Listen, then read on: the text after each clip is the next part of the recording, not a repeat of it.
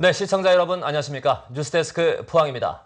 항만 방파제는 파도를 막아 항 안에 배를 안전하게 정박하기 위해 만드는데요. 포항의 한 어항에 건설 중인 방파제는 잘못된 설계로 인해 피해가는 파도를 오히려 불러들이고 어선 충돌 사고까지 유발할 수 있다며 어민들이 문제를 제기하고 나섰습니다. 장성훈 기자입니다. 어선과 낚싯배 60여 척이 매일 드나드는 포항의 한 어항. 방파제 축조를 위한 막바지 공사가 한창입니다. 파도를 막기 위해 지난해부터 190억 원을 들여 180m와 50m짜리 방파제를 추가로 연결하고 있습니다. 그런데 이곳에서 한평생을 살아온 어민들은 방파제의 위치 선정이 처음부터 잘못됐다고 말합니다. 파도는 북쪽에서 높게 쳐오는데 쓸데없이 남쪽에 방파제를 길게 뽑아내는 바람에 오히려 지나가던 파도를 항대로 불러들인다는 겁니다. 설계도 잘못됐을 뿐더러 위치가 또 잘못 선정되는 겁니다. 이게. 이 지역에는 북동풍 파도가 무서운 거지 남쪽으로는 파도가 넘지도 않고 그냥 뭐 약간 치는 파도지. 또 어선들이 몰려드는 교차 항로 위치에 쌓아 올린 방파제의 높이도 문제입니다. 방파제에 가려 건너편에서 오는 배끼리 서로 확인할 수 없어 충돌 사고의 가능성이 높아졌습니다. 뒤늦게 방파제 끝부분의 높이를 조금 낮추기로 했지만 위험은 여전합니다.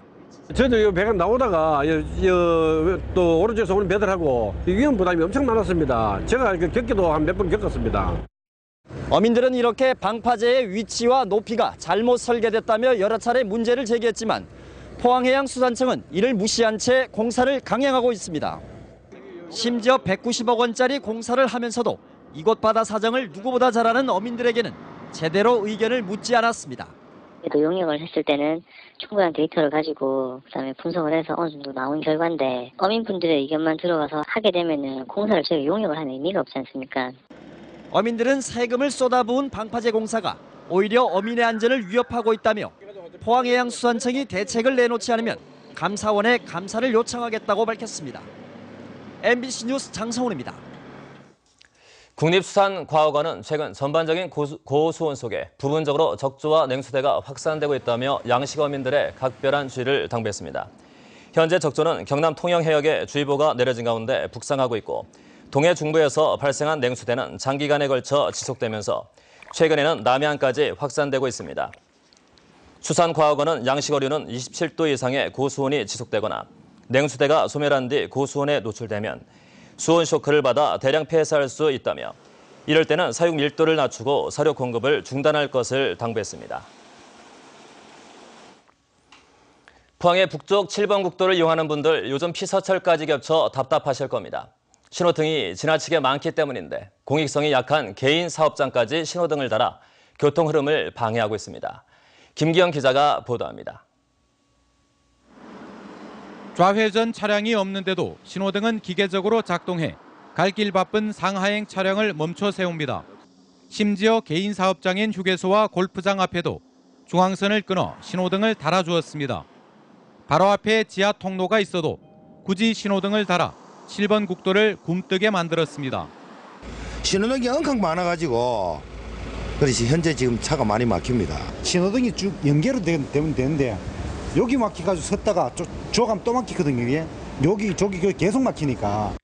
포항 동지역을 벗어나는 흥해에서 영덕까지 40km에 신호등은 50개, 800m마다 1개 꼴인데 반해 포항 경주 구간 16km에는 5.3km마다 1개가 설치돼 있습니다.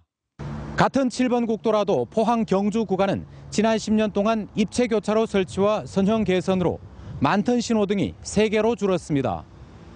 7번 국도 포항 영덕 구간의 일일 통행량은 2만 4천여 대로 대구 경북에서 4번째로 많습니다.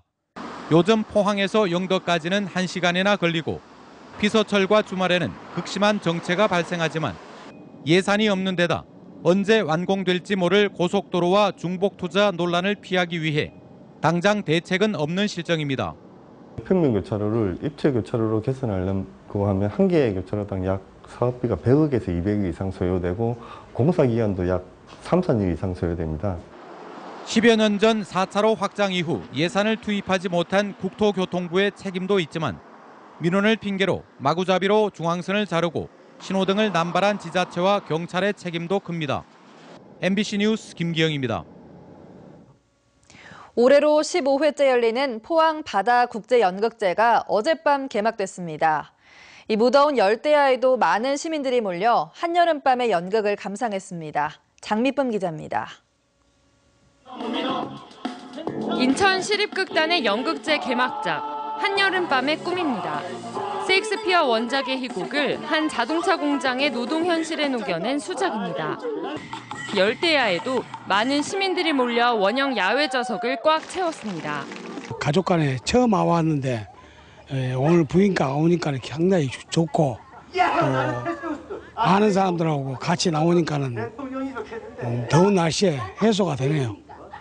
이 작품 외에도 이번 국제연극제에는 일본 극단 온센드라곤의 벌스 등 연극 7편이 초청 공연됩니다.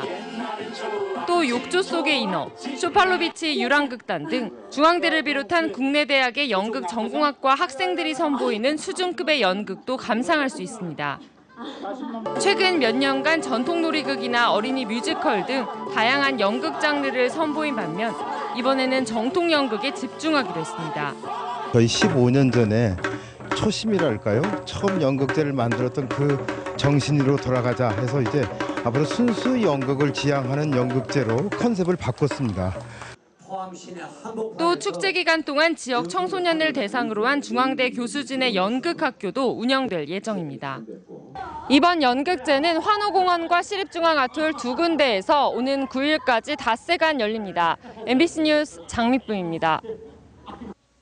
경북에서는 올 들어 처음으로 야생 진드기에 몰린 80대 여성이 숨졌습니다.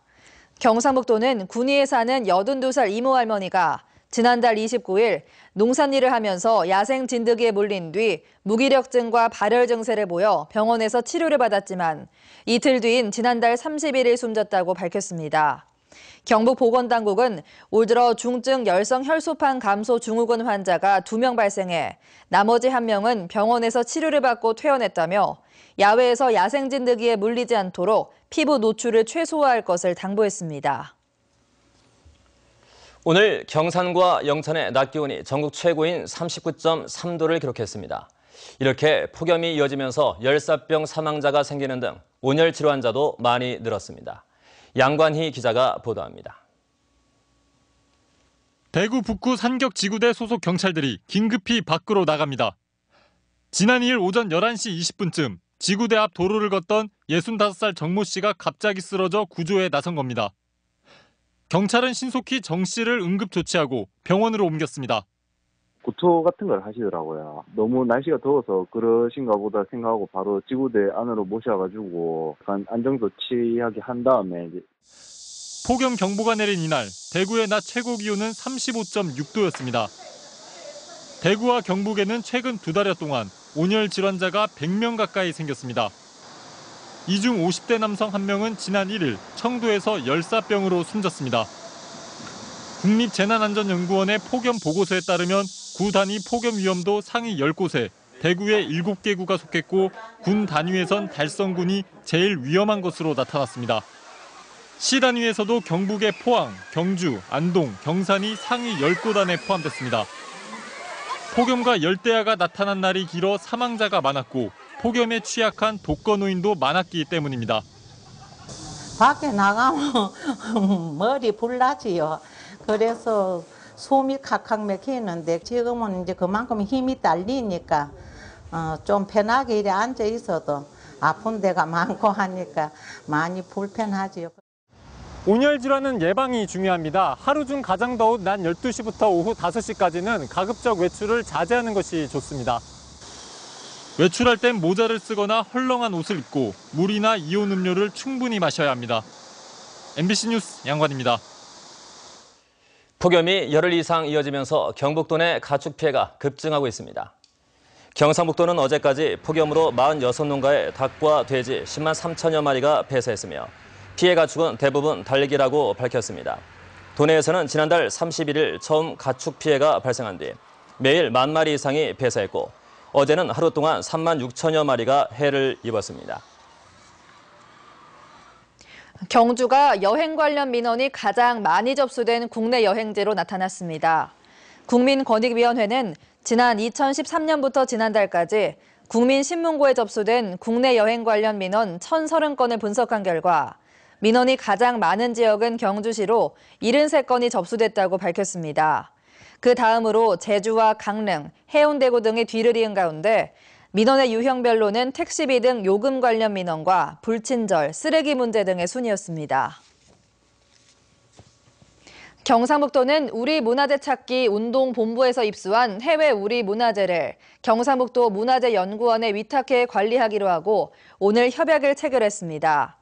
이번 협약식으로 기탁되는 해외 환수 문화재는 삼국시대 고령과 의성, 경주에서 제작된 토기 장경호와 토기잔 등 5점으로 문양과 제작 기법 등에서 자료적 가치가 높습니다.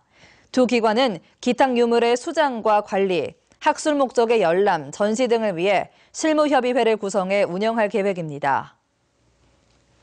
축구 꿈나무 잔치인 2015 화랑대기 전국 유소년 축구대회가 오늘 경주에서 개막해 12일간 열전을 펼칩니다. 이번 대회는 전국 163개 초등학교 454개 팀이 참가해 경주시민운동장과 북천축구공원, 건천운동장 등 17개 구장에서 진행됩니다. 경주시는 4만여 명에 이르는 선수와 학부모를 위해 구장마다 관람석에 차양막을 설치하고 주차시설을 넓히는 등 편의시설을 확충했습니다. 프로야구 삼성 라이온즈가 오늘 저녁 6시 반부터 포항에서 SK를 상대로 3연승에 도전합니다. 어제까지 수원에서 KT와의 2연전을 승리로 이끈 삼성은 2위 그룹과 4게임 반 차이로 1위를 질주하고 있습니다. 한편 어제 경기에서도 안타를 친 삼성의 신인 구자욱 선수는 23경기 연속 안타를 쳐 역대 1군 신인 최다 연속 안타 기록을 세웠습니다. 포항 북부경찰서는 영일만 산업단지 삼거리 교차로 4곳과 31번 국도 기계면 3곳 등 관내 7곳의 좌회전 신호 운영을 좌회전 감응 신호 운영 체계로 개선했습니다. 좌회전 감응 신호 체계는 좌회전 차로에 센서를 설치해 대기 차량을 감지한 후 좌회전 신호를 부여하는 방식입니다. 이에 따라 좌회전 차량이 없을 경우 양방향 직진 신호만 부여돼 교통소통이 원활해지지만 횡단보도는 보행자가 버튼 스위치를 작동시켜야 보행 신호가 주어지기 때문에 도로 횡단에 주의를 기울여야 합니다. 밤낮 없이 푹푹 찌는 찜통더위에 오늘도 힘드신 분들 많으셨을 텐데요. 다행히 내일은 더위가 조금 누그러지겠습니다. 자세한 날씨 양태빈 기상캐스터가 전합니다. 네, 오늘도 만만치 않게 무더운 날씨였습니다. 전국적으로 폭염특보가 발효 중인 가운데 경북 동해안 지역에도 폭염이 이어졌는데요. 경주의 낮 최고 기온이 37.4도까지 오르면서 무더웠습니다.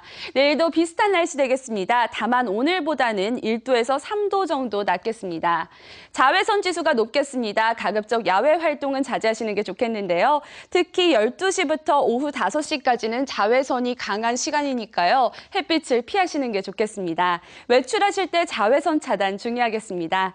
마찬가지로 불쾌지수도 높겠습니다. 계속되는 더위에 괜한 짜증이 날 수도 있는데요. 내일 하루는 마음의 여유 가지시는 게 좋겠습니다. 자세한 날씨 살펴보겠습니다. 내일 경북 동해안 지역은 대체로 맑은 가운데 오후에 구름 지나겠습니다. 아침 기온은 울진과 영덕이 22도, 포항 24도, 경주 21도로 시작하겠는데요. 낮 최고 기온은 울진이 30도, 포항 32도, 영덕 33도, 경주가 34도까지 오르겠습니다. 울릉도와 독도도 오후부터 구름이 많이 지나겠습니다. 아침 기온은 울릉도 24도, 독도 25도로 예상되는데요. 낮 최고 기온은 울릉도 30도, 독도 27도가 되겠습니다. 동해 전해상에는 종일구름 지나겠습니다. 바람은 약간 불겠고요. 바다의 물결은 0.5에서 1.5m로 잔잔하겠습니다. 토요일은 가을의 시작을 알리는 입추인데요. 점차 낮 기온이 내려가겠습니다. 날씨였습니다. 한국전력기술은 경북 혁신도시로의 이전을 앞두고 오늘 해병대 1사단과 1사1병영 자매결연 협약을 맺고 후원금 1,000만 원을 전달했습니다.